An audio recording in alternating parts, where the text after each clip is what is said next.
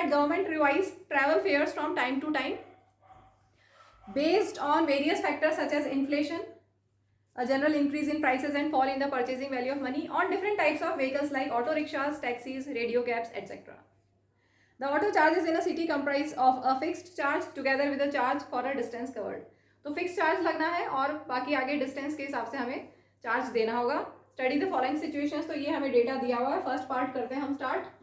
First part में बोला है if the fix charges of auto rickshaw is x. तो फिक्स चार्जेस हमें दे दिए हैं एक्स, मतलब एक्स तो लगना ही लगना है. Fix charge x and running charges भी y kilometre per our.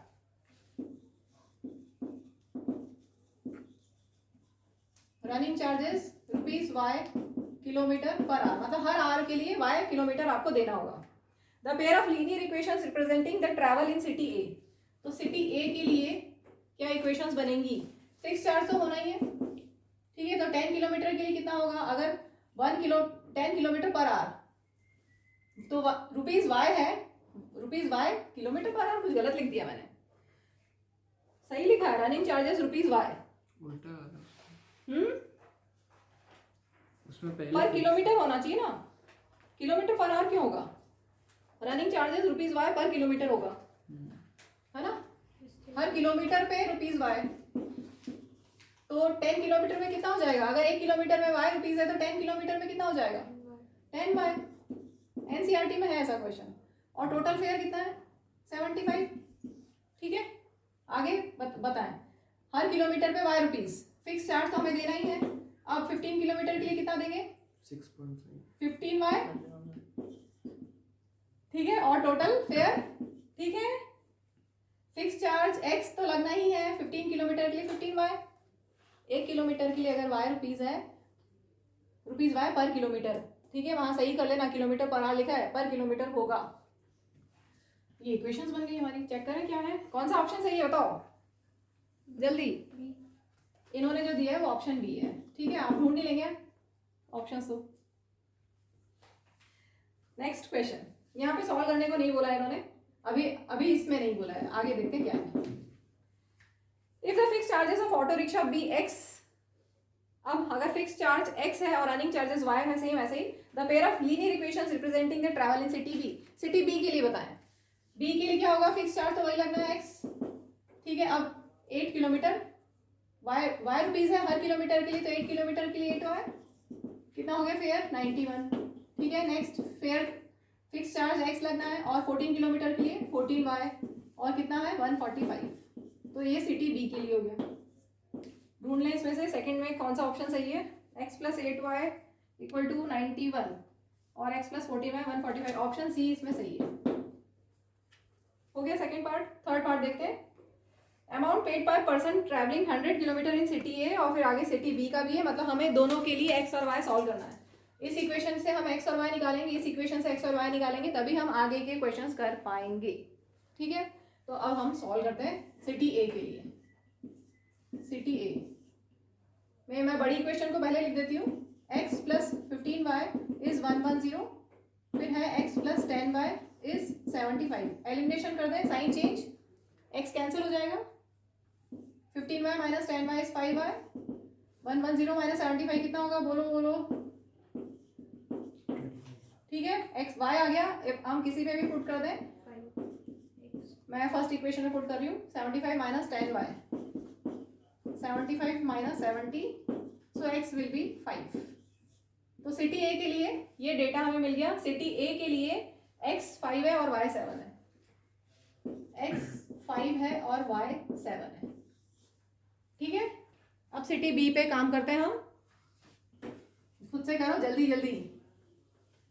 City B मैं बड़ी इक्वेशन पहले लिख रही हूँ. x plus 14y is 145. फिर है x plus 8y is 91. Subtract करते हैं, कैंसिल हो जाएगा. 14 माइनस 8 इज 6y. यहाँ पे कितना आ रहा है माइनस करके? 54 डिवाइडेड बाय 6. 6 9 जा 54. ठीक है, छोटी इक्वेशन में पुट करते हैं. x equal to 91 minus 8 into y.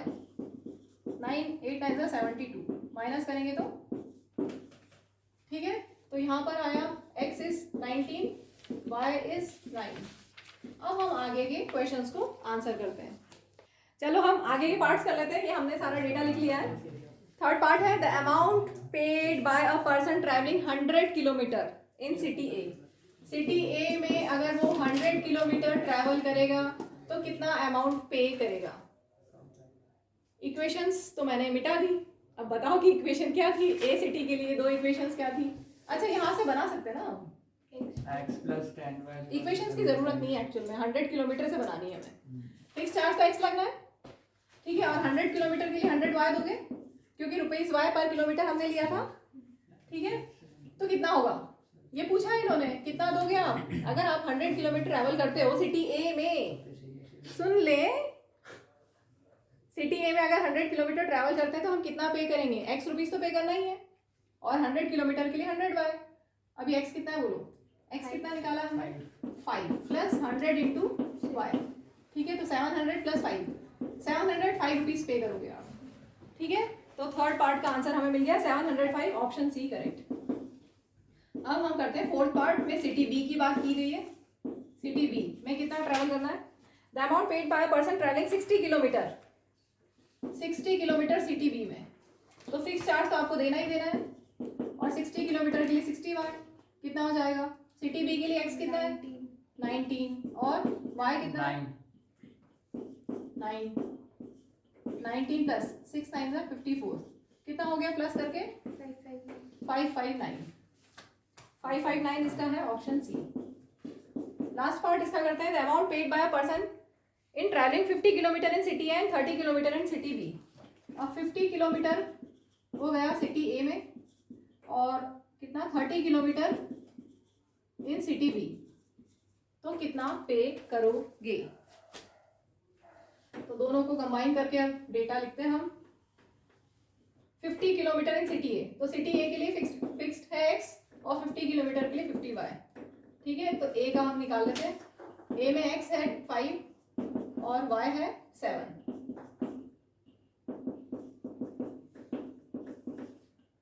355।